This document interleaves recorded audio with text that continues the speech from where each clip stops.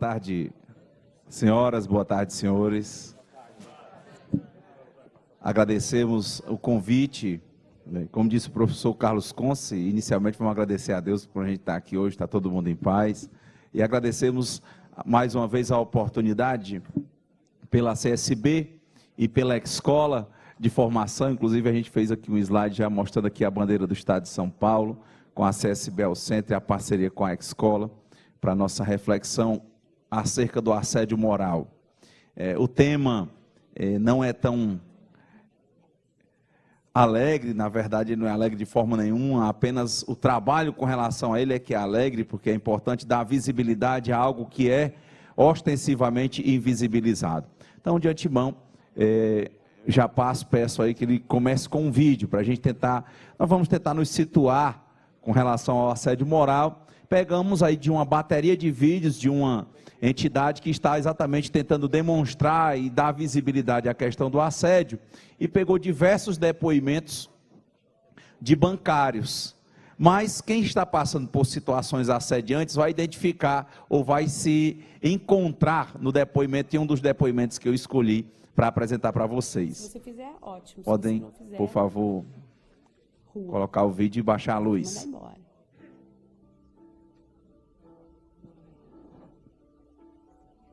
Na verdade, eu acho que os meus problemas começaram com o banco, quando eu casei e eu tive minha primeira filha. Então, já começou a ficar...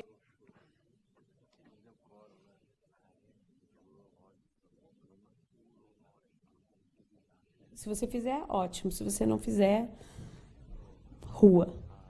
Vou te mandar embora.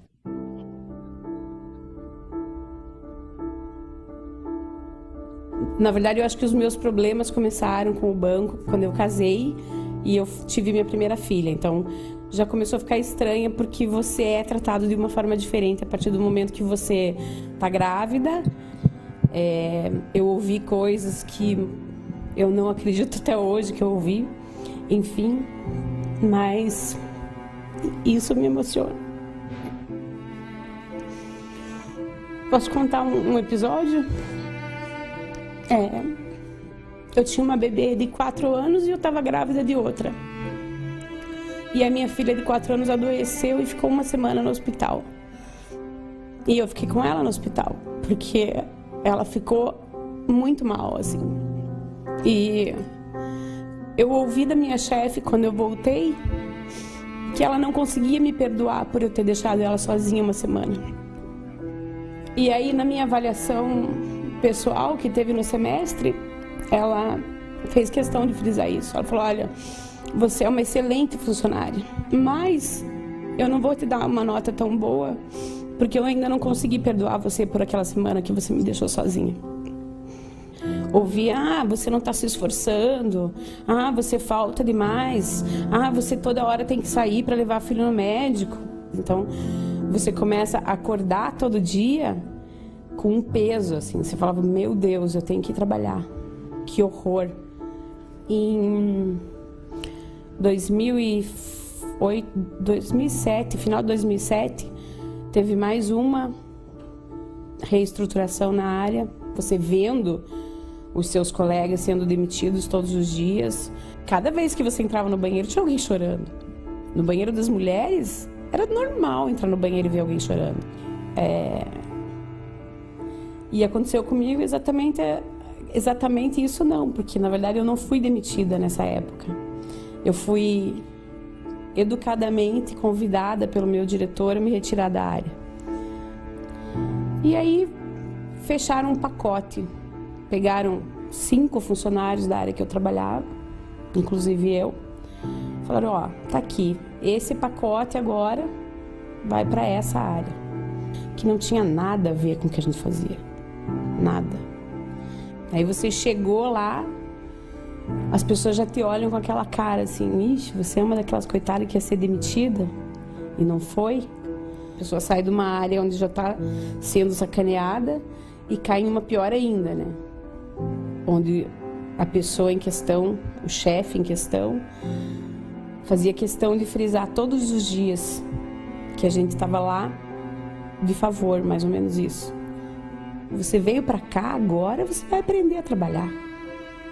Muitas vezes eu ouvi isso. Se você fizer, ótimo. Se você não fizer, rua. Vou te mandar embora. O processo de ir trabalhar era um processo doloroso para mim. Então eu chegava e muitas vezes eu ficava dando volta na quadra. 1, 2, 3. Até eu me acalmar, até eu parar de chorar às vezes. Daí deixar o carro no estacionamento, respirar fundo e ir. E você vai lidando com a frustração todo dia, até que tem uma hora que sobe e não dá para segurar. E aí eu adoeci, aí eu larguei os bets e entrei em depressão, tive síndrome do pânico e eu acabei ficando afastada, eu comecei a me sentir mal, eu comecei a ter muita tontura, muita dor de cabeça. Eu tinha medo das pessoas, parecia que ia acontecer alguma coisa. Eu pensava muito em morte. E eu tinha muito medo de morrer, medo que alguém morresse, medo que passasse um caminhão e atropelasse. Então, todos os pensamentos negativos que a gente normalmente fala assim, ai, todo mundo pensa negativo, todo mundo tem medo de morrer. Mas era recorrente, era todo dia. E foi a época que eu comecei a perceber que alguma coisa estava muito errada, quando eu já não tinha mais vontade de sair para almoçar e conversar com os colegas do banco, por exemplo. E aí eu comecei a não ter mais vontade de sair com os amigos de fora do banco também. O marido muitas vezes, vamos sair, vamos no cinema. Não, não quero. Então assim, eu perdi muito da minha vida social e pessoal nesse tempo, porque eu não tinha mais ânimo para nada. Eu acho que só quem tem e quem passa por isso sabe.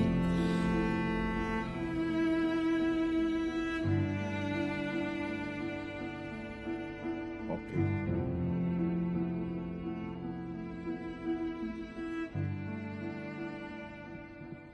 Para a gente começar aqui a reflexão sobre assédio, como é visto pela OIT como um risco invisível, a gente tem sempre começado as falas tentando contextualizar.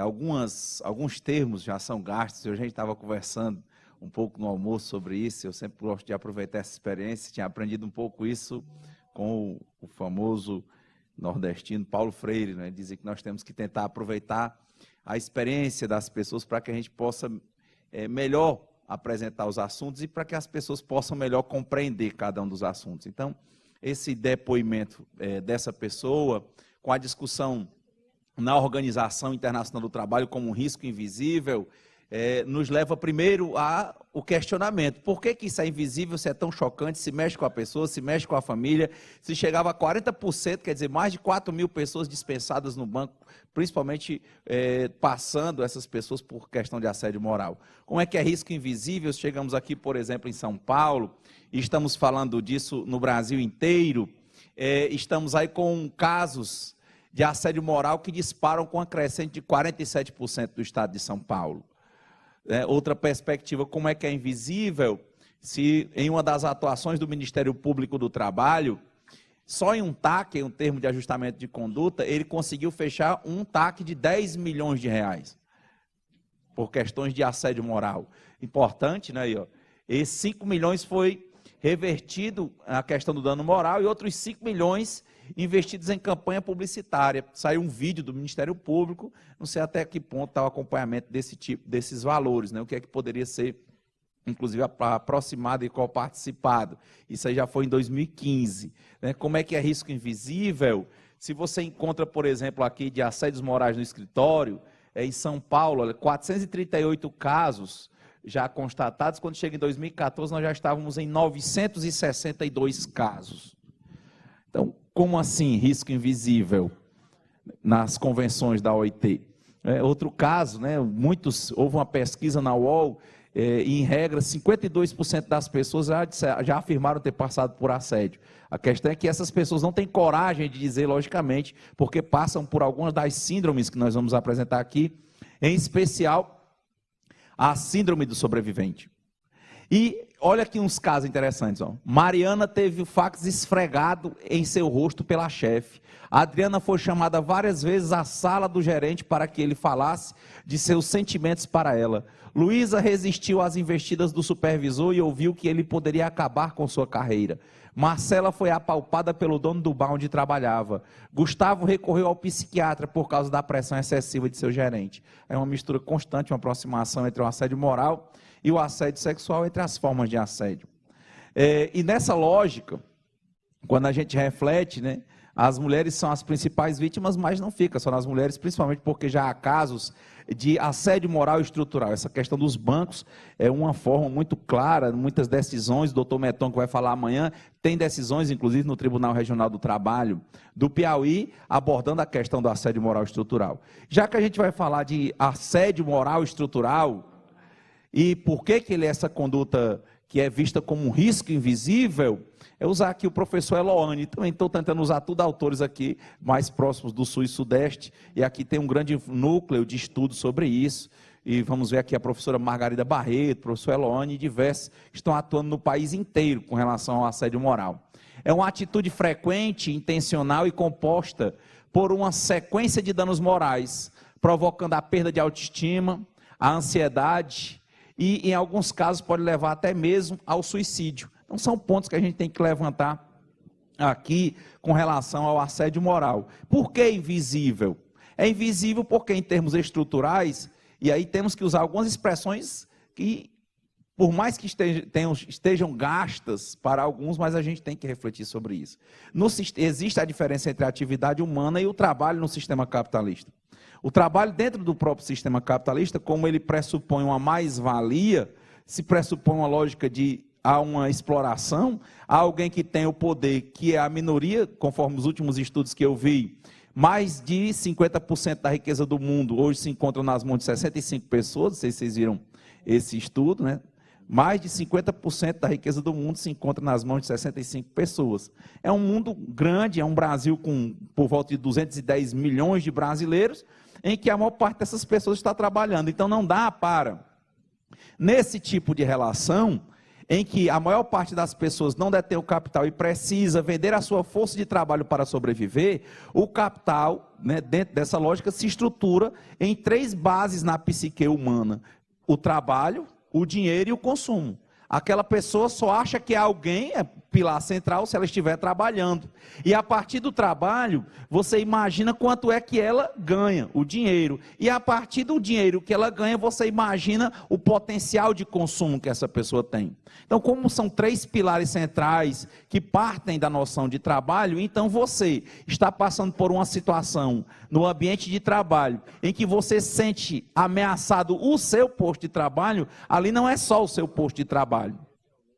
Ali realmente é um pilar estruturante da sua vida, é ali que você consegue ser conhecido, é ali que você consegue interagir, é ali que você começa a se mostrar útil, é onde você quer dar exemplos. Então você ter aquilo abalado prejudica e muito, inclusive, internamente você, e é por isso que vai ter que ter uma análise com relação ao trabalho e ao impacto do trabalho, as ondas de suicídio e muitas relações que não estão sendo vistas partindo da lógica do trabalho e que tem que ser vistas, né? Isso foi muito bem pensado com os tratados internacionais que chegaram inclusive a criar os centros de referência em saúde do trabalhador, a rede nacional de saúde do trabalhador, né? Quem tem participação, inclusive, do movimento sindical. Por quê? Porque tem que haver essa participação. O médico tem que observar na pessoa se o que ela está passando não tem nenhuma relação com o trabalho, ou se tem relação com o trabalho. Porque, em regra, tem. Porque as pessoas vivem pensando no trabalho, até porque só são entendidas a partir do trabalho. Daqui a pouco eu vou descer e muitos vão dizer assim: o advogado ou o professor, do jeito que foi anunciado, falou. E muitos, logicamente, vão esquecer do meu nome. Por quê? Porque nesse sistema, estruturalmente, a gente repete a pessoa pelo que ela faz, pelo trabalho que ela tem. Então, o trabalho tem uma posição central, e afetar esse trabalho é algo gritante. O trabalho já é afetado em uma relação normal, por melhor que seja o patrão. Eu desconheço, por exemplo, hoje, e acho que sempre, historicamente falando, o momento em que o patrão, podendo substituir o trabalho vivo do ser humano por uma máquina, ele deixa de substituir por uma máquina. Vocês conhecem algum? Por quê? Porque a máquina é mais barata, mais rápida, o serviço em tese não tem tantas complicações, afastamentos. Já dizem alguns teóricos que o capitalismo teria sua queda por uma crise não mais de falta de produção, mas por uma crise de superprodução, porque tem uma produção cada vez maior, mais barata, mas com menos pessoas nos postos de trabalho. Chega, por exemplo, numa fábrica como a Coca-Cola, você tem a produção de 2.000 latinhas por minuto e não tem ninguém. Eu visitei 10 fazendas de soja no Centro-Oeste, isso logicamente de avião, muito grande, né? Um espaço imenso de plantação de soja em 10 fazendas, imagina no campo. Perguntei quantos empregados havia nas 10 fazendas, muito maior do que estados, muito maior do que alguns países do mundo, o território que a gente andou de avião. Ele disse que só tem 600 empregados, com tudo, para fazer tudo. Então você já imagina, na relação normal de trabalho, o medo de perder o trabalho ele é muito alto. Imagina se você estiver passando por assédio. Então veja, viver trabalhando é uma relação contraditória. É por isso que é invisibilizado. Invisibilizado por quê? Porque nós temos tanto medo de perder os nossos trabalhos. Por que temos tanto medo de perder nossos trabalhos? Porque nós só achamos que somos alguém a partir do nosso trabalho. Nós temos tanto medo que nós levamos e encaramos isso com um ar de normalidade. Então, vamos sempre concluindo as nossas compreensões com trabalho, ou dinheiro, ou consumo. E aí nós passamos o dia inteiro, a vida inteira, estudando, né? Para aprender a subordinação, fica trabalhando, tentando se capacitar mais para manter os postos de trabalho, e o próprio sistema, quanto mais velho você vai ficando, tende a ficar mais barato ou mais caro para o sistema? Mais caro, e ele tende a te descartar. Por mais que você tenha passado a vida inteira pensando nele, ele passa a vida inteira pensando em lhe descartar.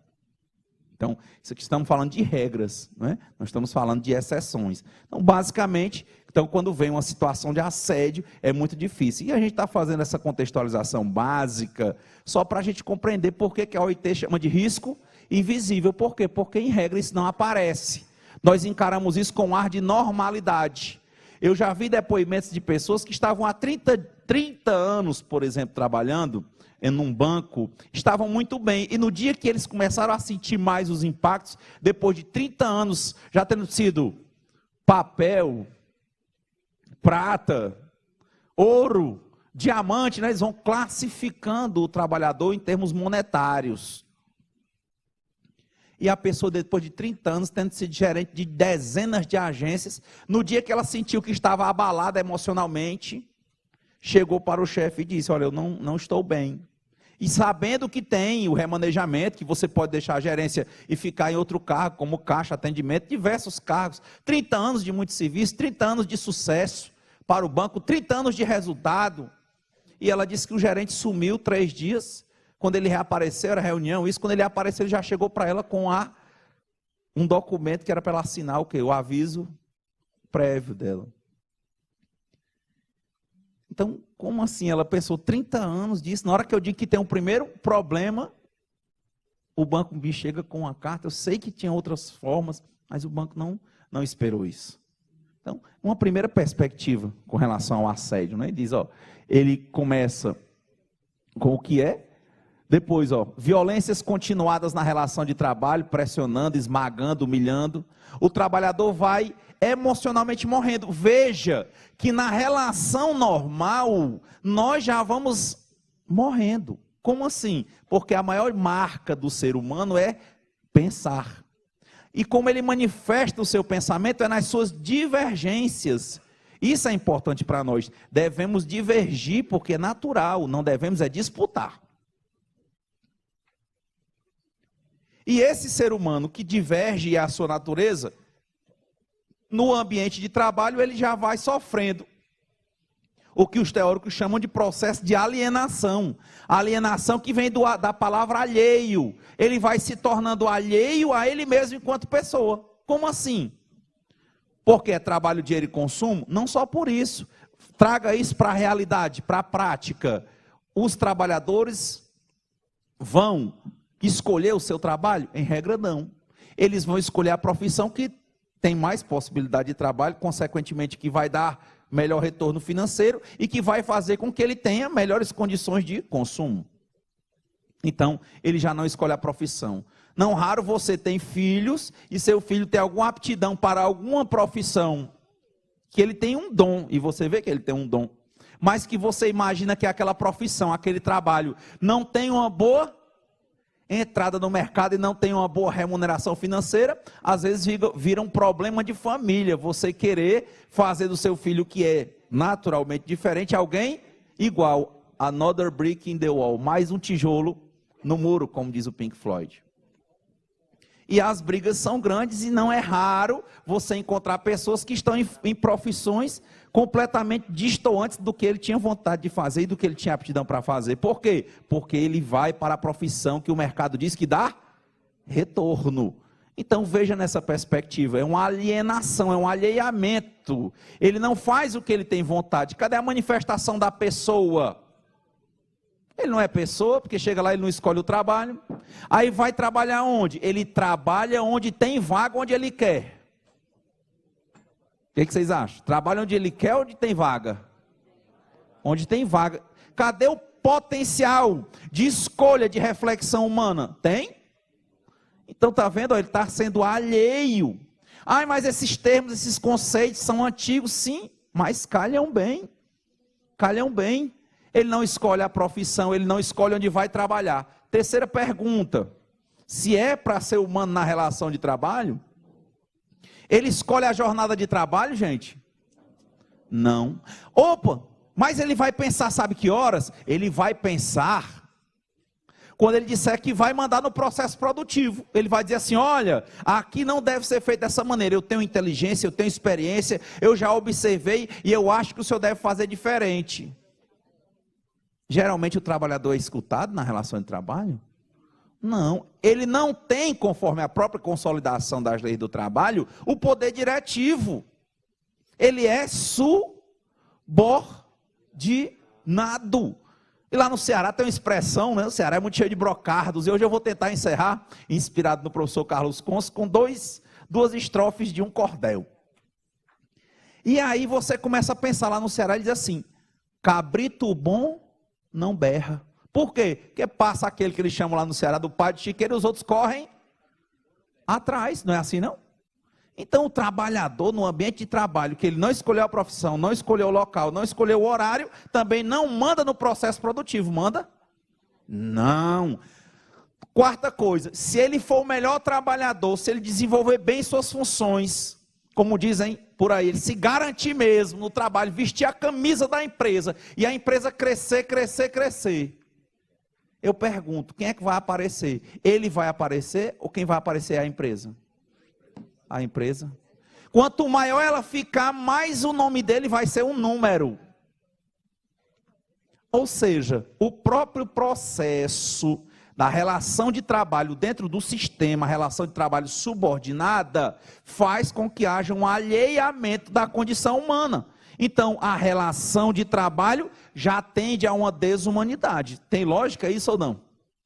Tende a uma desumanidade. Por quê? Porque lá ele não pode ser gente. Gente, o que é ser gente? É opinar, pensar. Ele nem pensou para escolher a profissão, nem o horário, nem como fazer o trabalho. E no final o nome dele não aparece. Cadê o ser humano? Sumiu.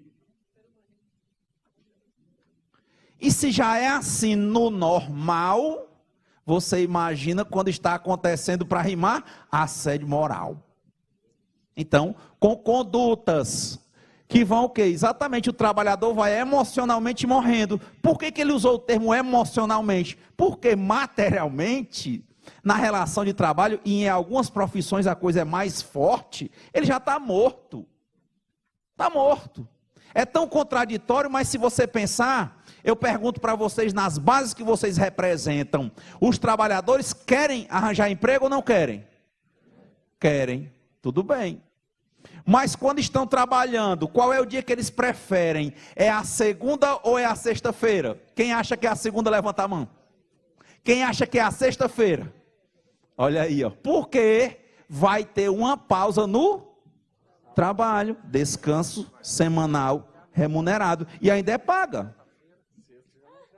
Ou seja, essa é a prova, uma das provas em que o trabalhador lá dentro da relação de trabalho não está se sentindo bem. Lembro que no WhatsApp eles passavam uns vídeos, né? E um dia o rapaz entrou dentro daquele freezer horizontal, que era um freezer de cerveja, né? Aí para brincar, eles fazem um vídeo, ele sai assim, ó. Aí levanta com a engradada de cerveja na mão e diz: ei, pessoal, hoje é sexta-feira. Aí a pessoa: não, hoje é quinta. Ô, pessoal, desculpa. Aí entra. Aí fica aquela tristeza. Por quê? Porque a pessoa já está imaginando. E por que você relacionou com cerveja? Porque onde há o maior processo de desumanização, a pessoa recorre ao alcoolismo e à drogadição.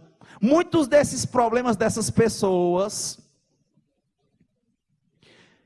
sequer foram identificados, porque vão surgir da relação de trabalho como transtornos pós-traumáticos. E a pessoa faz o famoso que a gente diz brincando: ah, eu tive uma raiva tão grande hoje, eu vou beber para esquecer. Quem já ouviu essa expressão? Olha, tá vendo? Plauto já dizia: ridendo castigatis mores. A gente fala, você ri é porque já conhece a expressão. Rindo, nós castigamos os costumes. Olha aí a perspectiva. Conseguimos ganhar uma ação nos Correios no estado do Ceará. Exatamente isso. Estava havendo o quê? Um alto índice de afastamento de pessoas do trabalho, faltas, e havia denúncias com relação a um determinado gestor dos Correios e Telégrafos no Ceará. Começamos a mandar os trabalhadores, íamos dialogar com a gestão respondia, sabe o quê? Que não, é porque ele é um, entre aspas, vagabundo, é porque ele não quer trabalhar. Só que começaram a observar, era assédio moral, não era só ele, era um, era dois, era três. E pense, se você pensa com relação à empresa, que se torna mais caro ou mais barato? Mais caro, porque ele não está indo trabalhar e está com um atestado. Eles ficam procurando e nós começamos a identificar cada trabalhador que se afastava. Nós deixamos de dizer para eles que eles fossem para o médico normal. Nós fizemos uma parceria com o Centro Estadual de Referência em Saúde do Trabalhador, com médicos com especializações em saúde do trabalhador, psicólogos, terapeutas. E aí ele ia fazer, na análise, na anamnese dele, uma relação de causa e efeito entre o que estava acontecendo e o ambiente de trabalho, porque os demais médicos, em regra, não vão olhar para isso. E o pessoal dos Correios só dizia que era particular o motivo. Se a pessoa nesse sistema, em regra, só vive pensando em trabalhar, como é que o médico vai fazer uma análise de um transtorno mental e não analisa a relação com o trabalho? Se aquela pessoa passa horas no trabalho, tem lojas aqui que já foram condenadas por 18 horas de trabalho diário, de forma recorrente, já com indenização de 1 milhão, de 2, de 500 mil, de todo jeito. Muitas lojas conhecidas. Imagina, um dia só tem 24 horas e a pessoa está trabalhando normalmente 18. Então, olha a reflexão. Cadê essa pessoa? Emocionalmente, o que está na relação normal já está se perdendo enquanto pessoa. E o que está sendo assediado, ele perde até essa esperança de ir beber para esquecer. Emocionalmente, ele vai perdendo ânimo para qualquer coisa, seja para o trabalho, seja para a distração. Ele não tem ânimo para isso. Isso é relevante, ó. O trabalho nunca é neutro, ou ele é fonte de saúde, ou ele é de adoecimento. Como é que a gente vai fazer análise? Aí começa para a agenda dos sindicalistas, indicar ou ter parcerias com médicos, psicólogos, psicoterapeutas, terapeutas ocupacionais que tenham formação em saúde do trabalhador. Para quê, Clóvis? Você quer que a gente faça isso? Você quer porque ele vai dar um laudo a nosso favor? Não, porque ele vai fazer um estudo epidemiológico, epistemologia da coisa, os termos, os nomes, e observar se aquilo tem relação ou não com o trabalho. Porque, como dizem os teóricos, né? O trabalho não é neutro. Seguindo, Achei interessante aqui, né, uns lojas de assédio moral. Aqui a professora Margarida Barreto. Acho que ela pegou bem em termos de texto, em termos de fala, o que eu tenho dito nos demais congressos, desde Santa Catarina. Ela diz, olha, no sistema atual, o trabalho tem um papel central na vida do trabalhador, pois lhe dá identidade, né? É o advogado, é o professor, não é isso não? Lhe dá identidade, fortalece a identidade do trabalhador, fortalece ele como pessoa, ele nos identifica com relação ao outro, são os colegas, os amigos de trabalho. Se você está 18 horas no trabalho, quais são os outros amigos que você tem? Não é verdade? Nos identifica com relação ao outro, sendo um elemento central, por ser o provedor, porque você diz, olha, eu só posso ganhar dinheiro se for por meio do trabalho. Então o trabalho não pode ser neutro. O provedor, dando sustentação, fortalece o saber fazer e possibilita a criatividade. Ou seja, a gente está tão acostumado com essa relação que a gente tenta se realizar no trabalho, até porque nós somos educados a vida inteira para trabalhar. E tem gente até que está com medo de se aposentar, porque diz que na hora que se aposentar, morre. Tudo que a gente está dizendo é muito presente na vida de qualquer trabalhador do mundo. Qualquer trabalhador do mundo. Então, sigamos, né? Achei também do professor Álvaro Merlo, que é médico também do trabalho, ele diz, ó, quando se ataca o trabalho, no sistema capitalista, ataca-se algo fundamental na vida do trabalhador. Algo que a pessoa precisa muito para construir sua saúde mental.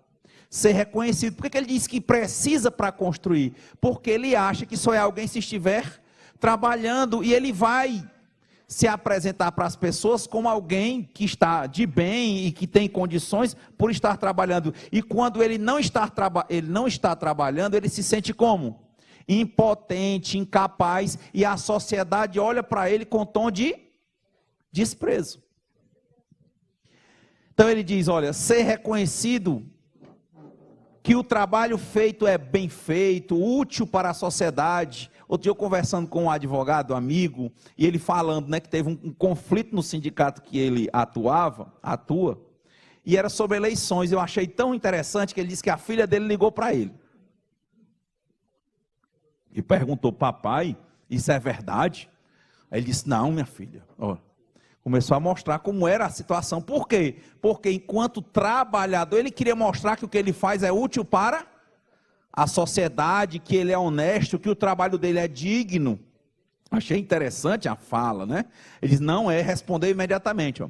Atacar isso é ferir algo fundamental, atacar o trabalho, na construção da identidade, gerando prejuízos imensuráveis e em muitos casos, irreversíveis. A gente começar a refletir aqui também, né, os tipos, né? Fenômenos implícitos, tem o abuso de poder, manipulação perversa.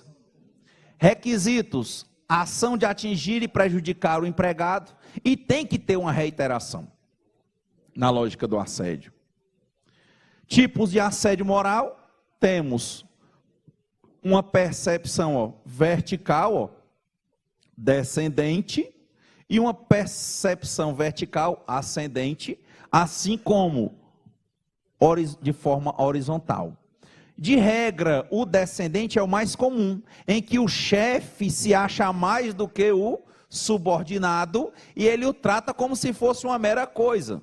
Do mesmo jeito que às vezes ele se zanga com a copiadora e quebra, se zanga com o computador e joga no chão, ele faz da mesma maneira com o trabalhador ou com a trabalhadora. É lógico, isso é um assédio moral descendente, em regra. Ou ele fica difamando aquele trabalhador, a gente vai já colocar isso em termos pontuais. O ascendente, muitas vezes, não no caso do chefe, mau chefe, o chefe que conduz de forma distorcida a sua atividade, mas o bom chefe, por exemplo, que tem bons projetos, e aí o grupo, ou um determinado grupo de trabalhadores se reúne, por exemplo, para tentar derrubar o chefe. É mais difícil encontrar isso, mas acontece, e tem crescido em alguns casos o descendente. Pior, Em outras situações, no caso do assédio moral horizontal, isso também tem ficado recorrente, tem crescido no Brasil, principalmente por causa da questão da utilização das mídias. A pessoa cria um fake e começa a praticar, seja o assédio sexual, seja o bullying contra os colegas de trabalho, porque ele quer, por vezes, uma visão distorcida, derrubar o colega, ao invés de trabalhar junto, ao invés de discutir normalmente, ele disputa, e ele tem uma visão destrutiva com relação ao seu colega de trabalho. Então, isso é um ponto também relevante para a nossa reflexão, tá? Assédios no trabalho. Temos os tipos de assédio: assédio sexual, assédio moral, assédio político, assédio eleitoral. São várias as formas de assédio, para a gente dar uma observada aí no primeiro momento. Atitudes que denotam o assédio: humilhações que geram, consequentemente, dispensa indireta, que é aquele tipo de dispensa em que o trabalhador não vai mais trabalhar e ele vai, né, ter os efeitos como se fosse uma despedida sem justa causa. Vai receber a multa, né, decorrente do FGTS, vai receber o seguro-desemprego, enfim. Mas, logicamente, que nesses casos, quando ele não vai mais trabalhar porque ele não consegue, a empresa tende a dizer que ele abandonou o emprego. Então, às vezes, se ele demorar muito, ela entra com a ação de consignação em pagamento. E ele deve entrar logo com a ação tentando demonstrar isso. Eu tive um caso que eu sempre falo de uma colega que ela estava lá trabalhando e o chefe sempre colocava para que ela ficasse mais tempo, né, na parte digitando, na parte de secretaria. E em um determinado dia ela estava só com ele sempre colocava serviço a mais. Um dia estava só ela e ele, e quando ela viu, ela digitando lá, quando viu a mão dele, foi tchum, bem no seio dela, assim. Ela disse que pegou inteiro, assim. Na hora que pegou, ela disse assim, encaixou, assim. Ela disse que olhou, ela não acreditou. Simplesmente ela fechou tudo assim, que estava um notebook, e saiu correndo, e nunca mais apareceu. Eu disse, entre logo com a ação, porque ele vai entrar com a ação de consignação em pagamento. Ela ficou demorando, se eu não tenho condições de ir lá, e pronto, quando veio foi a ação de consignação em pagamento. Então a gente teve que fazer o quê? Tentar reverter o contexto com base na resposta que foi apresentada, né? Então, mais metas inatingíveis ou sob pressão, é lógico que se você tem transformar de prata em ouro e ouro em diamante, depois de diamante ou adamante, depois o que você vai botar?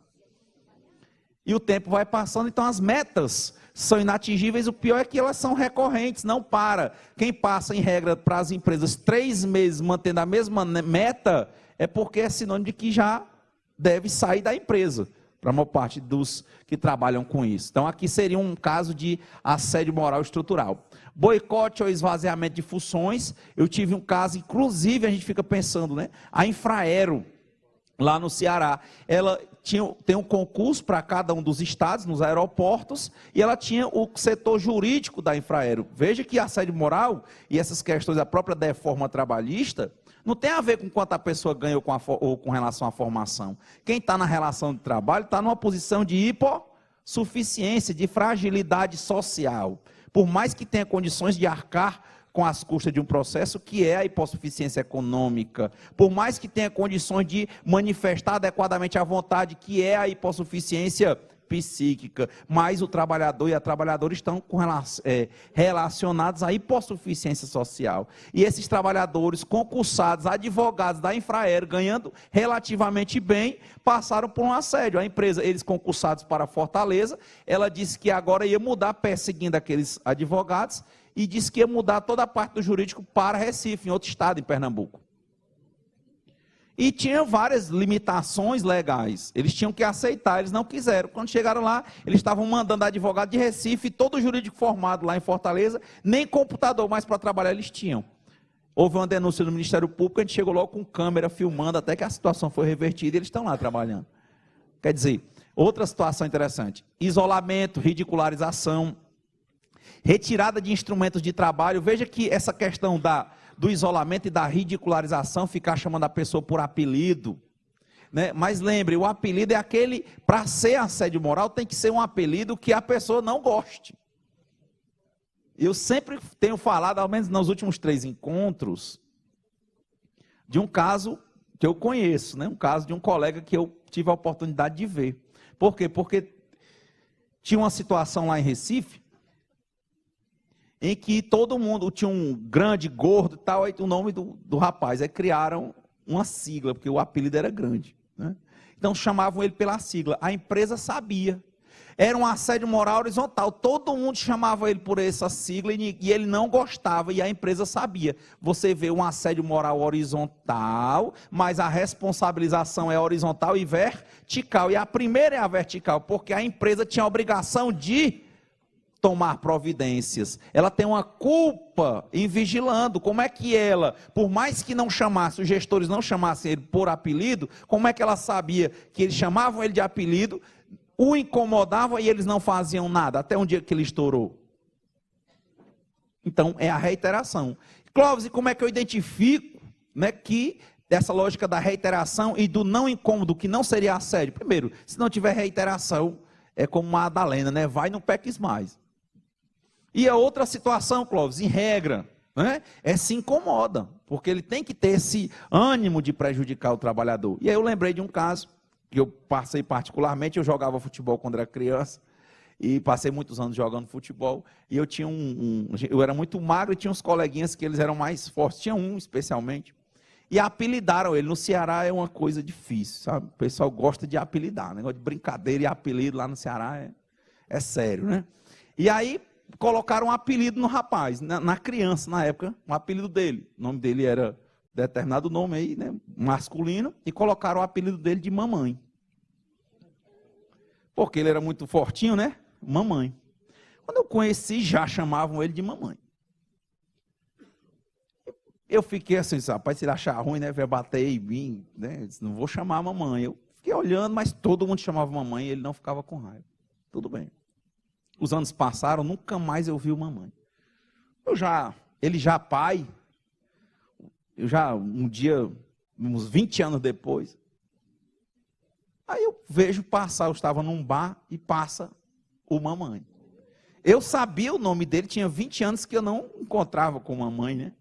Eu não vou chamar ele de mamãe, que agora ele deve achar ruim, né? Naquele tempo ele não achava, porque eu acho que ele via que era muito menino. Se ele achasse ruim, né, ele talvez não levasse a melhor, né? Porque é a questão do bullying, né? Mas vocês acreditam que eu cheguei, ele passou e eu falei, chamei pelo nome, né? Disse, fulano. Ele só fez assim, né? Ou com a mão, balançou a cabeça. Entrou, levou o tempo de tomar 2 cervejas, certo? Mais ou menos ele, né? Quando eu vejo lá e vem uma mãe de volta. Sentou na minha mesa. Já estava um pouco alterada e disse, e aí, Renato, tudo bem? Eu disse, tudo.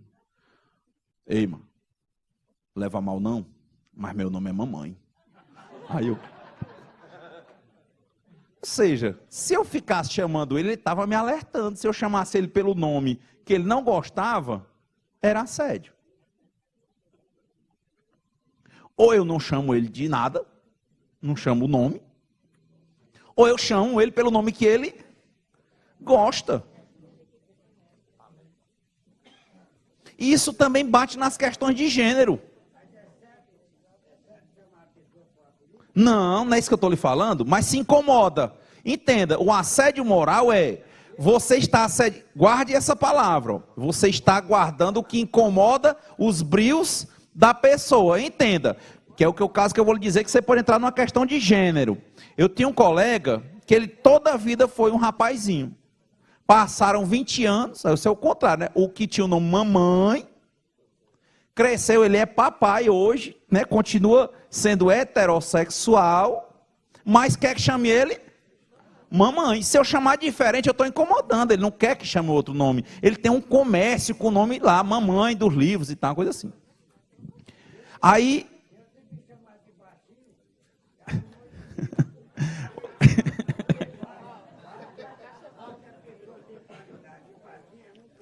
Pronto. Então você está dando a resposta. Se lhe chama e se você se incomoda, se houver uma reiteração, isso está configurando um assédio. Se você, aí é o que eu ia dizer, ó, no caso do gênero, Esse que era heterossexual, que chamavam mamãe, que continuou heterossexual e queria que chamasse mamãe, era um caso. Tinha outro amigo que o nome dele era Rafael. E ele toda a vida jogou bola com a gente e tudo. Só que 20 anos depois, quando ele vem falar comigo, ele estava uma mulher inteira, montada. Falou comigo, cabelão, hã? Disse, Renata, eu fiquei... Eu não conheci, né? A gente jogou bola, eu disse, não jogava bola com mulher. Aí ele disse, não, eu sou a Rafa. Eu disse, pior. Se lembra de mim, aí começou a dar os detalhes, né? Da Rafa. Aí eu disse, o Rafael. Aí ele disse, não, Rafa. A questão de gênero. Ou seja, entende? É o que incomoda é que vai gerar a situação assediante. É o incômodo que visa denegrir e a reiteração do incômodo. Então, está vendo como a sua pergunta, e se você for ao judiciário, você vai ver decisões nesse sentido. Se você gosta, se você não se incomoda, não é assédio. Se você se incomoda e a pessoa reitera, é assédio.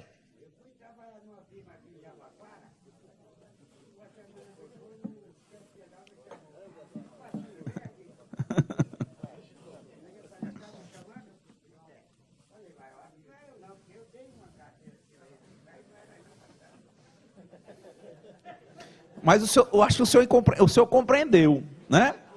Entendeu? No seu caso, se chamar é o quê? Se reiterar, lhe chamar por apelido é o quê? Assédio. É assédio, não é verdade? Agora, a casa, eu conheço gente, é por isso que tem que entender. Eu tenho um tio, que o nome dele é Francisco Erasmo. A irmã dele, quando nasceu, não sabia falar direito, chamava e lembrava da questão do cachorro, né? Que tinha. Enfim, mas resumiram, botaram o nome dele Alzinho, é até poeta hoje. Ninguém conhece ele pelo nome normal e ele se apresenta pelo apelido.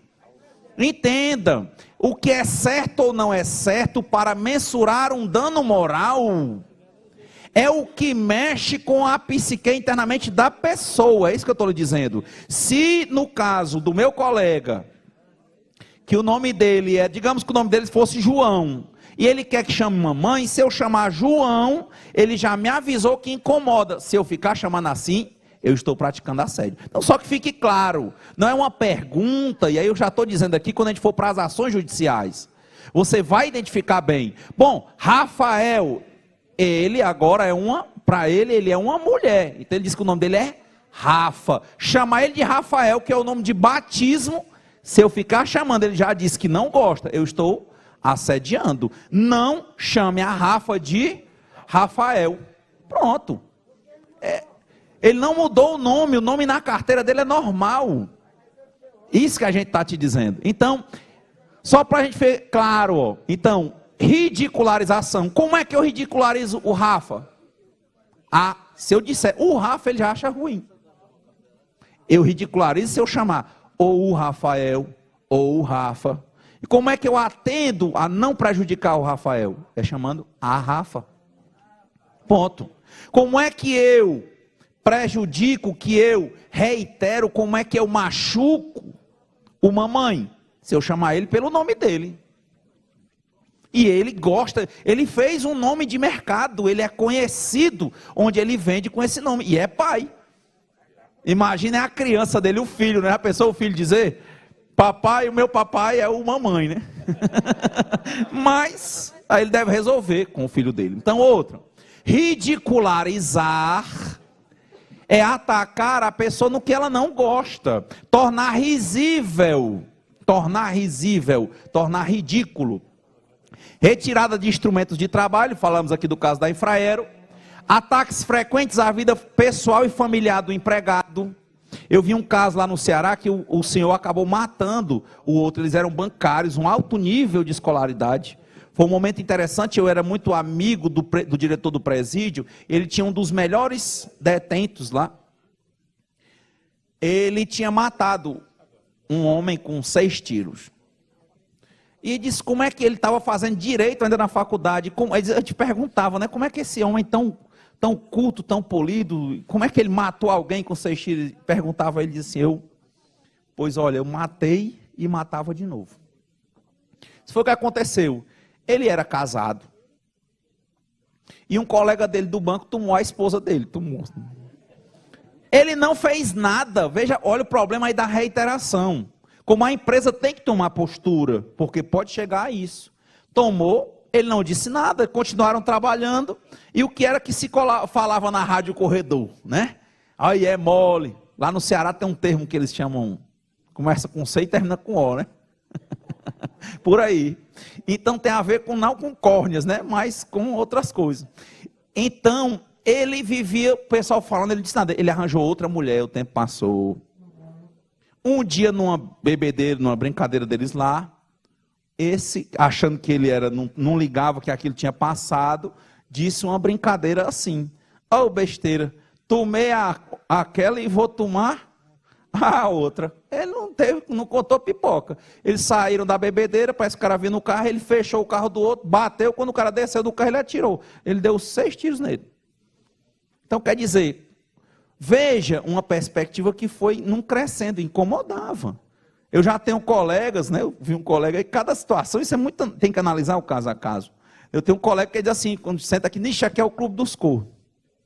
E lá tem uma associação, né? No Ceará é interessante. Tem um bairro, né? Para falar disso, para simbolizar. Ele diz assim, não, eu era amigo do atual marido da minha esposa, fiquei tão triste que ele morreu. Ou seja, ele não se incomoda. Mas se incomodar e você reiterar é assédio, tá? Então aí diz, ataques frequentes à vida pessoal e à família do empregado, escárnios e piadas a aspectos físicos do empregado, como está sendo falado. Então se incomoda, tudo bem, tem gente que não se incomoda. Eu tenho um amigo paulista, que ele é do interior aqui de São Paulo, e ele é um coordenador de uma faculdade, ele é até da área aqui de processamento de dados, pós-doutor, foi para lá exatamente para coordenar uma instituição. Pessoa genial, um paulista fantástico. O sobrenome dele escreve assim, C-U-S-I-N.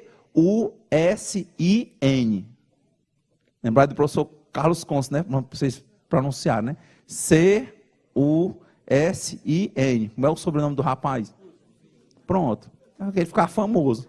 Ele disse que todo mundo já brincava tanto que ele dizia assim, rapaz, eu sou o cozinho.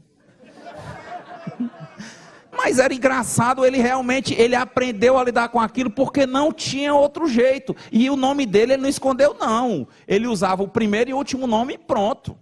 Você colocar aí na internet, ele já brinca, ele não leva mal, super bem-humorado.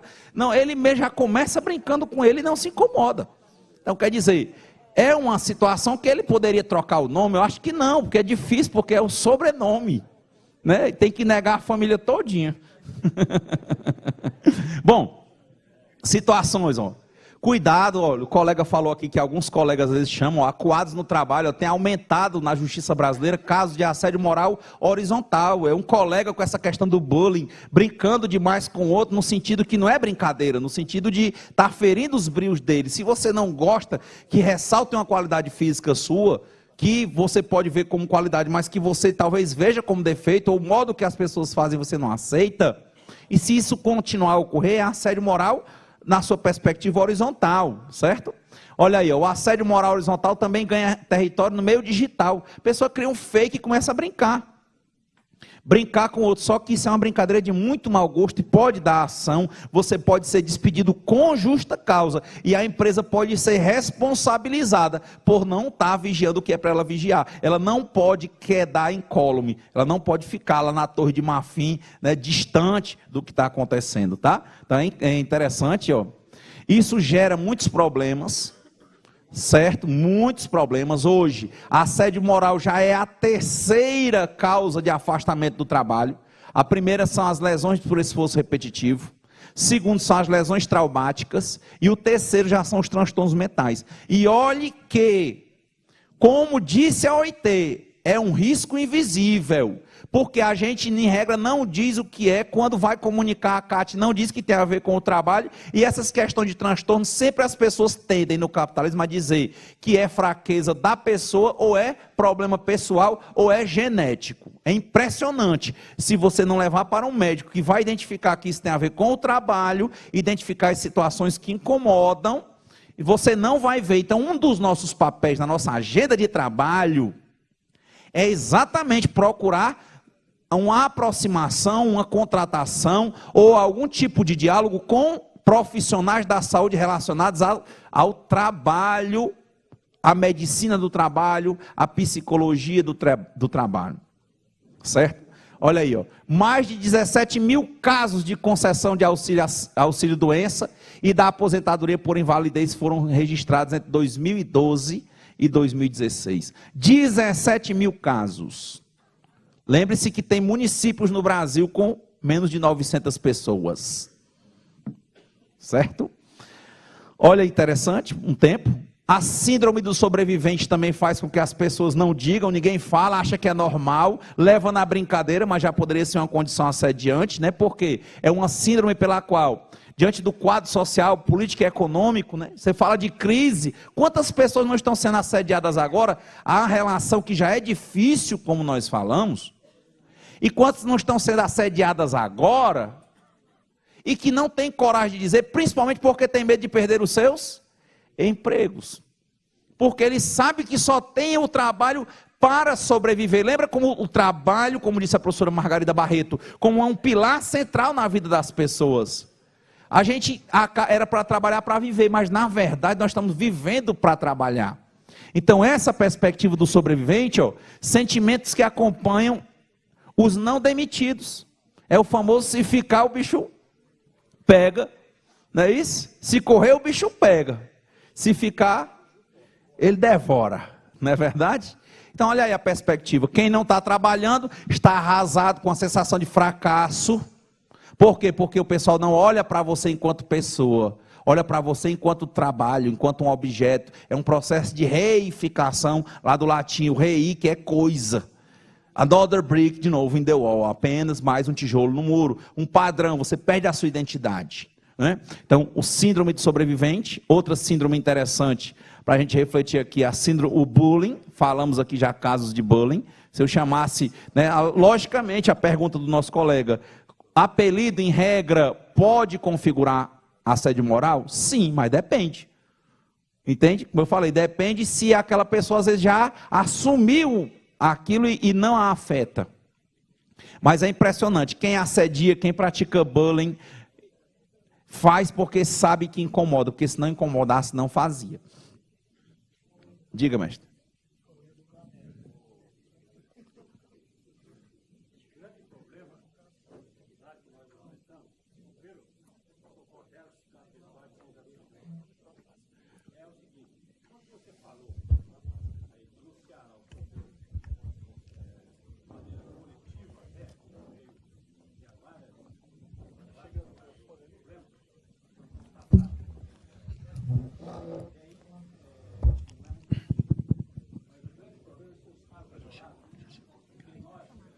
Temos dificuldade, na verdade, em produzir a prova lá na justiça, porque quem está lá dentro não vai testemunhar, evidentemente, a favor do que está sendo assediado. Eu digo, o seu colega de trabalho. Aí eles pedem testemunha. Aí é que a porca torce o rabo, entendeu? Como é que você vê essa questão? Bom, a gente vai já chegar na parte das provas, mas que é bom que está havendo um diálogo, né? Então, primeira coisa, quando a gente identificou que era estrutural, a primeira perspectiva que se pensava, a primeira coisa quando nós fazíamos denúncia nas ouvidorias, era que não estava existindo, está vendo? Um risco invisível. É fraqueza dele, é mentira dele, ele está com um problema particular. Só que quando nós começamos, aí vem o papel da organização sindical de pensar amplo. Castro Alves, né? Ele era de uma fase do romantismo brasileiro, chamava que era pré-realista, ele dizia que era condoreira. Porque o condor está acima, né? Tem coisa que a gente tem que sair do pequeno e olhar para ver a estrutura. Que ele dizia, né? Olha, para ver o todo. A gente via reclamação. sabíamos que tinha um chefe que era assediador. Tinha diversas denúncias contra ele, os Correios sempre arquivavam. E nos setores em que ele estava, havia um índice muito grande de afastamento e de faltas ao trabalho. A gente deixou de pensar pequeno e passamos a pensar de forma estrutural. Primeira atitude que nós tomamos, pedimos a cada trabalhador que precisasse ir ao médico para se afastar ou coisa do tipo, não fosse ao médico comum, fosse a um médico ligado à saúde do trabalhador. E os médicos começaram a proferir laudos. A gente começou uma construção estrutural de provas, porque é o que foi o começo da nossa fala. Você tem que entender que isso é algo em regra estrutural. E que quem pratica o assédio não pratica só uma vez, ele reitera. Então, na época, nós tivemos a oportunidade de orientar, e foi pelo Sindicato dos Correios. Eu orientei uma ação civil pública, com dano moral coletivo, depois que nós conseguimos juntar as provas. Quais eram as provas? Os laudos de diversos trabalhadores com afastamento do trabalho, identificando principalmente o assédio moral ou alguns transtornos que são decorrentes do assédio moral. Ele não ia para o assédio, transtorno decorrente, a pessoa se tremia todinha quando ia trabalhar. O carteiro, por exemplo, não ia para determinado setor, porque lá ele levava objetos caros. E ele era assaltado, e no outro dia os Correios colocavam ele lá, que depois ele ia ter transtorno pós-traumático. E aí às vezes eles usavam drogas para conseguirem trabalhar, substituíam o álcool pela droga. Muitos depoimentos, inclusive de vigilantes, que foi outro caso que a gente teve a oportunidade de elaborar a ação, o vigilante dizia assim: nunca fumei, nunca bebi, e hoje sou viciado em drogas. Por quê? Porque o fumo, mesmo as drogas que você fuma, deixam um cheiro. O álcool deixa o cheiro. E a depender da droga, não tem cheiro. E ele fica esperto e evita essa perspectiva. Então a gente começou a estudar os casos, juntar laudos. Então, primeiro, ao invés de pensar pequeno, a gente começou pensando alto. A gente começou orientando a cada um deles a procurar os centros de referência, a procurar médicos ligados à saúde do trabalhador. Se o centro não estiver funcionando direito, recomenda que o sindicato faça logo uma parceria com um determinado médico ligado a isso, para que ele faça a análise, certo? Então, esse é um primeiro ponto. O segundo ponto, que são as questões individuais, no correr dos slides eu vou apresentar. Então aqui, ó, bullying, né, ó, comportamentos repetidos de implicância, acossamento, intimidações, zombaria, agressões físicas ou psicológicas. Então, quer dizer, eu refletindo, não sei se vocês já leram um livro, né, que era também do realismo, eu estou pensando muito no realismo, né, já quer botar os pés no chão, lembrando do realismo russo, um livro chamado Crime e Castigo. Alguém já leu esse livro? Levanta a mão só para ver se alguém leu. Rapidamente era o seguinte, tinha um personagem chamado Raskolnikov, ele estava na miséria, e a mulher que emprestava dinheiro para ele, ele pensa assim: eu vou me dar bem, eu vou matar essa senhora, vive só, e enterra aqui, ninguém vai descobrir que fui eu. O problema é que depois que ele matou, para onde ele andava, a pessoa falava com ele que já se tremia todinho, porque ele pensava que a pessoa sabia, porque tinha visto. Porque na hora que ele matou, alguém chegou na casa, ele viu, não deu certo, não encontraram, mas ele ficava com medo. Eu sei que ele fica com tanto medo, a narrativa é longa, do Fyodor Dostoiévski, né? Que chega uma hora que ele prefere se entregar, porque onde ele anda, ele vive morrendo de medo. E é assim alguém que vive torturado psicologicamente. Ele vive com medo, por exemplo, de perder o seu emprego, gente. Se ele está com medo de perder o emprego, já pensou ei, você, já, ai meu Deus, chega um e-mail da empresa, já pensei agora, já é chamando para ser dispensado. E é assim. E como é que a gente pode reverter isso? Quando a gente começa, por exemplo, campanhas, trabalhos estruturais, que as empresas sabem que o sindicato está organizado, está preparado, que a gente está fazendo uma campanha, mandando, conseguindo laudos. Quem é que vira o Raskolnikov? O assediador. Ele tende a diminuir, e o pior, quando você bota uma plaquinha lá, um adesivo, né? Não ao assédio moral, ele já pensa, vocês já estão sabendo, será que vai vir uma ação contra mim? Né? Assim a gente tem condições de virar o jogo psicologicamente. Então, às vezes, uma campanhazinha como essa, chegando na empresa, no setor certo, aquele trabalhador que vivia tremendo psicologicamente com medo de perder o emprego, pode melhorar de posição e o assediador ficar morrendo de medo, achando que a qualquer momento chega uma ação contra ele, que chega a ação do sindicato, que vem uma negociação, que vem um movimento paredista, e ao invés de ser quem vai dispensar, ele pode ficar com medo de ser o dispensado do emprego, certo? Então, essas campanhas, elas são importantes, né? O bullying, outra situação importante, humilhação da vítima, depreciação do trabalho da vítima. A empresa tem que investir em capacitação. Veja, eu estou colocando aí, não por nada, né? Eu estou colocando os símbolos aí do yin e o yang, né? Ou seja, o bem e o mal funcionando. A gente tem muita condição de girar e se transformar o mal em bem. A gente tem condição de transformar a posição psicológica do assediado na posição psicológica do assediador. Se a gente tiver uma habilidade, inteligência para isso.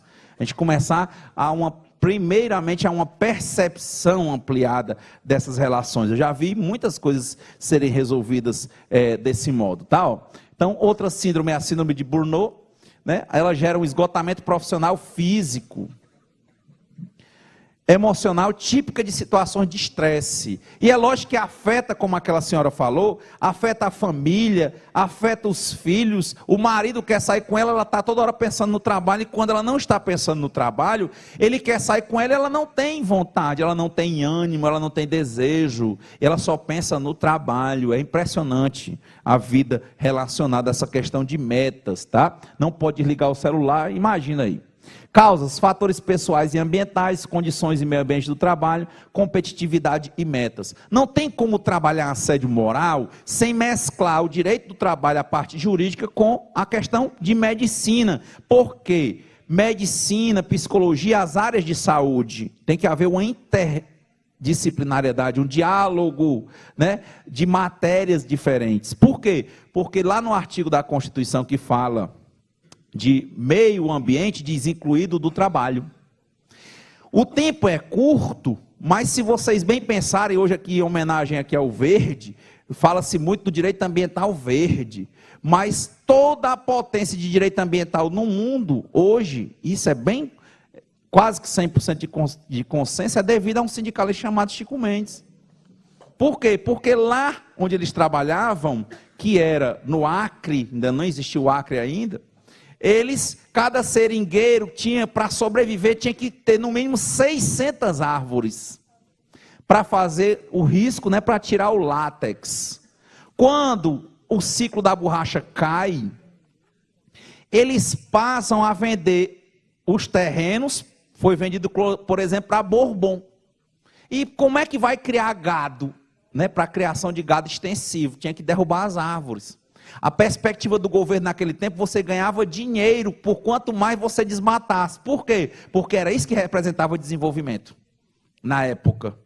E o Chico Mendes tentou de todas as formas evitar esse processo. Ele conseguiu empatar, ele chegava para os colegas que entravam dentro da mata para cortar as árvores, dizia: olha, se vão cortar, vão tirar a mata, depois vão tirar vocês daqui, você não tem como viver sem essas árvores. E o Chico Mendes estava ganhando, a Bourbon vendeu a fazenda. Quando a Bourbon vendeu a fazenda, depois foi criada uma primeira reserva. Aí o ódio de todos aumentou. Quando criaram a primeira reserva extrativista, lá perto do Chapuri, que é de onde ele era, o grupo do Chico Mendes, olha o que é um sindicalista antenado, é pensar para cima. É o que a CSB está fazendo quando, por exemplo, trabalha a capacitação, é tentar dar ideias, investir em ideias. Aí os colegas disseram: Chico, e agora? Tal, começaram as perseguições. Aí o governo militar bota uma placa: vamos abrir agora a Transamazônica. Disse: pronto, agora como é que eu vou contra os militares? Chegaram logo os tratores, tanques de guerra, o pessoal fardado. Aí eu não aguento. Ele disse que olhou para uma placa, semi-analfabeto, descendente de cearense, viu, Chico Mendes. Olhou para a plaquinha, de bom de ideia, né, cearense. Olhou e viu lá um mapinha assim, ó, tinha um globo, ó, aí viu lá, Banco Interamericano de Desenvolvimento. Ele disse: o que é isso? Aí os colegas explicaram para ele. A sede é onde? É Washington. O financiamento da Transamazônica era internacional. Aí o Chico pegou, casando com a palestra da manhã, pegou um avião com os colegas que entendiam inglês, foi bater em Washington. Quando chegou lá, os colegas que tinham estudo começaram a mostrar que os Estados Unidos ficavam defendendo o meio ambiente, mas na hora de assinar tratado sobre o ambiente, eles não assinam como não assinaram o protocolo de Kyoto. Aí o Chico Mendes disse, olha, como é que vocês defendem o meio ambiente? Olha a imagem do Banco Interamericano de Desenvolvimento, vocês vão destruir milhões de árvores, vão destruir uma floresta. O Chico não conseguiu, usando o direito do trabalho e constitucional, defender os trabalhadores. Ele pensou o quê? Pois eu vou usar o direito ambiental, se ele não tem como viver, cada um tem que ter no mínimo 600 árvores, ou seja, um seringueiro é uma floresta, quase. Quando ele chegou lá, diz aí, que teve a reunião e conseguiram que o Banco Interamericano desaprovou o financiamento. Pronto, acabou. Ele voltou lá e vai o ministro entregar, ampliar a reserva extrativista e o ódio contra Chico Mendes. Participou ativamente, sem ser parlamentar, só como sindicalista, que ele nunca conseguiu ganhar um mandato, mas participou ativamente, era muito conhecido da Constituinte. Lembre-se que essa Constituição teve mais de 61 mil emendas, mais de 120 emendas de iniciativa popular com mais de 1 milhão de assinaturas, e era em torno de 10 mil pessoas todo dia no Congresso, para quem lembra, entre 87 e 88.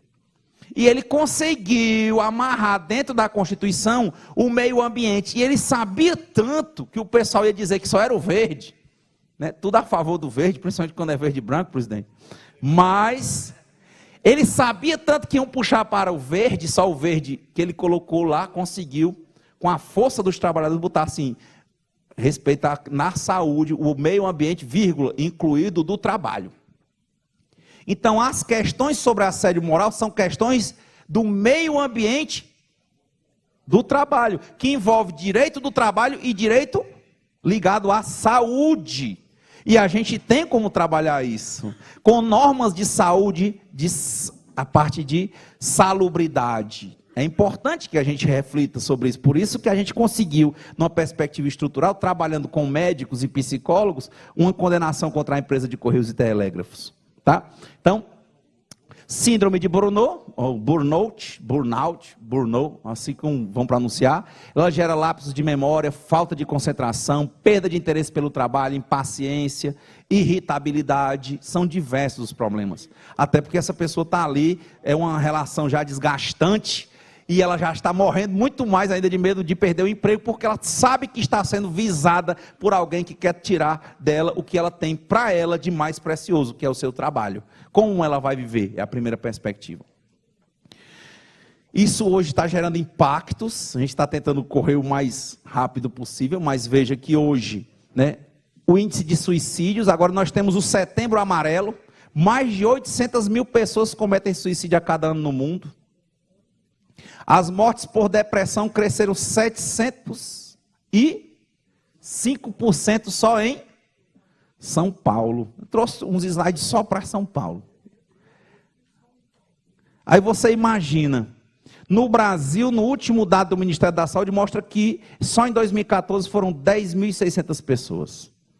A sociedade esconde o suicídio no trabalho, diz psicólogo. Como é que estão começando a perceber isso? Porque estão começando a levar os casos para psicólogos que têm formação em saúde do trabalhador, para ele identificar. Ele tem identificado que grande parte dessas depressões tem a ver com assédio moral no trabalho, na relação estrutural. Olha, um suicídio no trabalho é uma mensagem brutal. Para a gente começar a refletir isso. Atitudes do assediado. Certificar-se de que a conduta é assédio moral, reunir provas, denunciar o assédio ao RH e superiores hierárquicos, denunciar o sindicato, o Ministério do Trabalho e o Ministério Público. E aí, voltando para a sua pergunta, né, como é que eu identifico? Você pode gravar, você sendo parte, não, tem que diferenciar o que é interceptação telefônica de gravação da qual você é o assediado. Se você for parte, o Supremo entende que a prova é lícita. Então, se você estiver com um celularzinho gravando, caneta ninja, enfim, grave. Grave o áudio, grave o vídeo e vale como prova processual. No final dos slides, ou ao final dos slides, eu tenho aí, inclusive, umas jurisprudências. Né? Os slides vão ficar com a central. Né? Cada estado eu tenho feito slides para o estado. E aí, a jurisprudência para São Paulo, eu já deixei aí o Supremo dizendo que você pode gravar, certo? Outra coisa que a gente recomenda, uma agendinha do lado anotando, às vezes o próprio computador dá para gravar, né? Você deixa ali gravando, a pessoa vem, uma agendinha dizendo quem estava no dia, na hora. Aí o colega disse assim, Mas, Clóvis, quem é que vai testemunhar? A questão é o seguinte, você vai anotando. Vai anotando. Pela síndrome de sobrevivente, você vai jurar e rezar todo dia para nunca entrar com essa ação, não é verdade? Mas se você tiver de entrar, como é que o advogado vai fazer a petição? Com base em elementos e documentos. Provas. Uma das provas é o testemunho. Então eu tenho a gravação, é uma prova. Eu vou ter que, toda vez que aquela pessoa, porque geralmente quem assedia sexualmente, assedia só. Quando o ato acontece, geralmente ele procura deixar a coisa só. Você viu que a moça, o cara chamava para dentro da sala dele. O assédio moral não, como ele quer denegrir a imagem daquela pessoa no meio do povo, ele faz para o povo ver. Então qual é o papel do trabalhador? É o famoso de novo, né? O ditadozinho cearense, cabrito bom não berra, ele caladinho ali só vai anotando. Quem estava ali? Doutor Antônio Neto, doutor Eduardo, anotando. Dia tal, hora tal, lugar, anota e guarda. Todo dia do que acontecer, anota e guarda. Quando for fazer a ação, afora as gravações que ele tenha, ele vai colocar quem testemunhou. Tudo bem, a pessoa não vai querer testemunhar, só que isso aí é um mundo que a pessoa tem que suportar pelo judiciário. Se você mandar a pessoa ir lá, e ela não for, você diz o quê para o juiz? Excelência, a testemunha não quer comparecer. O juiz manda uma condução coercitiva. Não já viram isso? Ele manda e pronto. O juiz quer esclarecer a realidade. E a pessoa vindo daquela maneira, ela não pode mentir na frente do juiz. Ele vai pegando elementos. Então, quer dizer, gravação, registros, documentos. A questão também é importante que a vaidade, o egoísmo, melhor falando, o egocentrismo, faz com que o assediador que vai repetindo aquelas atitudes, ele vai achando que a casa nunca vai cair. Aí ele vai deixando o flanco à mostra. Ele não está esperando que aquele que está ali caladinho está anotando e registrando tudo. Então são muitas as ações. Coloquei aqui um caso, inclusive, do Ministério Público do Trabalho, que ele conseguiu uma indenização da Samsung de 5 milhões de reais para investir em mídia contra o assédio moral. A Samsung reconhecendo num termo de ajustamento de conduta. Por quê? Como é que ela chega lá aceitando? Não, é porque o Ministério Público faz inquérito civil. Ele deve ter apurado, pegou os elementos e chamou para o acordo. E aí, eu estou com todas as provas. O senhor vai querer fazer o TAC? Ou o senhor vai querer que eu entre com a ação pedindo uma indenização muito maior? A Samsung preferiu fazer o termo de ajustamento de conduta. Tá? Bom, olha, prova que só em termos de jurisprudência, eu não vou ler, eu já falei dessa jurisprudência do Supremo, jurisprudências do STJ, também eu vou colocar, essa de prova eu já falei, né, consequências jurídicas, dispensa indireta, punição do assediante, indenizações trabalhistas, denúncias, reparação de danos materiais, indenizações, e a cessação e proibição da prática. Nas ações civis públicas, inclusive, que eu tenho trabalhado, eu tenho feito, por exemplo, o dano indimitório. Do mesmo jeito que o Ministério Público usa o dano indimitório, ou seja, uma imposição de obrigação de não fazer futuro, eu coloco. Ah, mas o assediador, não, você vai entrar com ação também contra a empresa. E vai dizer que ela não faça mais. Né? Você vai dizer, olha, eu quero que ela seja penalizada porque tem que ter um efeito didático, pedagógico. Ela tem que pagar uma indenização por dano moral coletivo. Ponto. E depois não fazer mais. Ah, mas se ela fizer, eu vou pegar aquela decisão e vou ampliar a nova indenização na ação que vem e tentar executar porque ela está reiterando. Tá? Pontos. Papel das instituições. Se você for da iniciativa privada, você tem o Ministério Público do Trabalho. Se você for servidor público federal, o Ministério Público Federal. Se você for do Estado, o Ministério Público Estadual. Municipal também você vai para o estadual, porque não tem justiça, é conforme a justiça. Não tem poder judiciário municipal, você só tem estadual, federal e especializado. Então, quando é servidor público estadual e municipal, Justiça Comum Estadual, Ministério Público Estadual. Quando é empregado seletista, Ministério Público do Trabalho, Justiça do Trabalho. Quando é servidor federal, público federal, estatutário, Ministério Público Federal, Justiça Comum Federal. Tá certo? E o sindicato respectivo, porque o sindicato pode ter um grande papel na extrajudicialidade, na ação civil pública na judicialidade, ou apoiando o Ministério Público do Trabalho no inquérito civil. Tá certo? Bom, seguindo, a gente nos tempos, ações, né? Já explicamos essa parte, eu vou deixar nos slides, ó, cada um, ó, a pergunta que você foi fazendo, o colega foi fazendo, ó, já vou deixar nos slides, cada um deles. Medidas repressivas, você tem trabalhistas, administrativas, penais e outras. É lógico que a reparação civil, eu sei que aqui quem é que é servidor público? De servidor, como tem bastante servidor público, apesar do assédio moral não ser tipificado como crime, e o assédio sexual ser tipificado como crime, o STJ já tem decisões dizendo que assédio moral no serviço público é improbidade, gera improbidade administrativa. Eu também coloquei essa jurisprudência, que eu não vou ler, mas vou deixar nos slides para vocês. Gera improbidade administrativa. É importante para nós esse tipo de jurisprudência, né? Porque uma dúvida, geralmente, eu já estou tentando falar, e os espaços para evitar também alguns questionamentos. Hoje, você pode responsabilizar civilmente, né? Porque tem a responsabilização civil, dano moral. Você tem a responsabilização administrativa no serviço público e você tem a responsabilização penal. Então, uma, em regra, não exclui a outra. Clóvis, eu só tenho uma dúvida quando fala de serviço público. Qual é a dúvida? É que a gente tem que entrar contra o ente, né? Contra a União. Calma.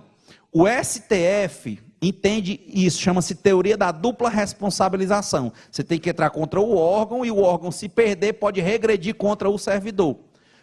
Calma, essas ações de assédio moral, em regra, envolvem fatos e provas. E o STJ tem diversas decisões em que você pode responsabilizar diretamente o agente. Em um dos sindicatos que eu atuo, lá no Ceará, que é de servidores públicos federais, eu tenho algumas 4 a 5 ações em que eu coloco o ente e coloco o agente, para que tenha um efeito pedagógico mais imediato. E tem jurisprudência. Os advogados depois podem procurar, essa eu não coloquei, mas a dúvida que surge é essa: eu posso ir logo contra o assediador? Pode procurar no STJ que você vai encontrar algumas decisões dizendo que você pode responsabilizar o agente. Isso é importante para nós, porque às vezes você quer dar um empurrão, é nele. Eu entrei outro dia com um mandado de segurança, eu tinha um problema com o pró-reitor de gestão de pessoas da universidade. Problema eu não, né? Ele com os servidores, o modo que ele tratava, ele era economista, dizia que onde vai a economia, o humano não vai. Impressionantemente ele dizia isso no discurso. E aí ele começou a tomar certas práticas e teve uma que foi absurda, e eu entrei com a ação. Teve um debate, depois de uma pressão muito grande, e ele disse que foi explicar a situação. Eu disse que tinha entrado com a ação, ele respondeu assim com desdém, né? Por causa da dupla responsabilização. Ia contra a União, ele respondeu assim: não, vem a ação e o jurídico responde, a procuradoria responde. Eu disse: acho que o senhor não entendeu, o senhor deveria ler essa ação. Eu disse: por quê? Porque eu entrei com um mandado de segurança. Mandado de segurança é competência em relação à pessoa. Eu estou entrando com uma ação pessoal contra o senhor, com uma multa de R$10 mil diária. Eu disse: como? Foi para a procuradoria. Depois eu fosse o senhor, eu ia olhar. Como? Eu disse: pode olhar. E eu coloquei uma jurisprudência do Superior Tribunal de Justiça dizendo que eu poderia responsabilizar diretamente o agente, e lá na que eu coloquei era o pró-reitor. Ele disse: é mesmo? É interessante, esse debate tem no YouTube. Ele começando assim: só vou poder falar 10 minutos que eu não vou ter tempo. Quando eu falei que tinha essa ação, que ela era com a responsabilização do agente, da pessoa, com multa diária de 10 mil, ele passou o dia... Era ele. Ah, professor, ele disse: ia falar 10 minutos, eu sei que anoitece. A gente estava no pátio da reitoria da Universidade Federal do Ceará. Anoitece, eu vou embora e ele fica. Eu disse: pois é, se eu fosse o senhor, eu respondia. Então, quer dizer, são teorias para nós relevantíssimas, tá? Então, cuidado. Pode avançar. Bom, o artigo eu já falei. São Paulo já tem uma lei, não é verdade? A lei 12.250 de 2006, que veda o assédio moral no âmbito da administração pública. É uma lei interessante, só que diz que ela carece de regulamentação. Vocês têm que ver como é que está a regulamentação dessa lei, né? Aqui ele chega até a despedida. Em alguns estados tem a lei, mas não tem repressão. Em alguns estados tem a lei e não tem dispensa. Eu coloquei os artigos que eu não vou ler, mas vocês vão ver, né? Porque às vezes a pessoa não vê, pensa que não tem, tá certo? Aí o último aqui, ó, demissão, ó. Já numa lei do estado de São Paulo. E por fim, né, jurisprudências que eu disse que não iria ler, dado o tempo, mas estão aí, ó, a questão da improbidade, indenização por dano moral coletivo, a de improbidade, ó. E para encerrar, como eu havia prometido, né, no típico cearense, eu vou citar 2 estrofes de um cordel, certo? Então, olha, jurisprudências de assédio moral, ó, de vários tribunais que a gente está deixando aí para vocês, tá? Aí. Enfim.